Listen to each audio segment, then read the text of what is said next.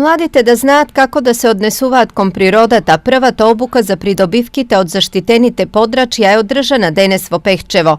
Идејата е учениците да се запознаат со терминот заштитено подрачје и како тие, како идни креатори на општествените промени, во своите општини би можеле да делуваат. Ова е една од низата настани кои што ги планираме за подигнување на јавната свест во поглед на идни заштитени подрачја, Осогово и Чингино Кале, како заштитени подрачја во категоријата 5 предложени од експертите, односно заштитен предел.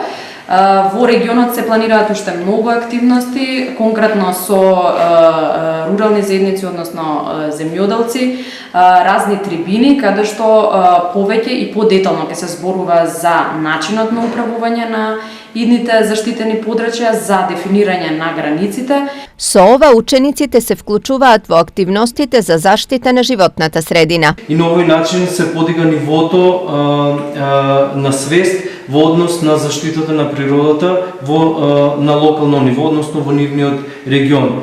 Ова е прв официјален настан кој се организира во едукативниот центар во Пехчевско Негрево, а кој неодамна беше отворен со помош на швајцарската амбасада и е прв од ваков тип во Македонија.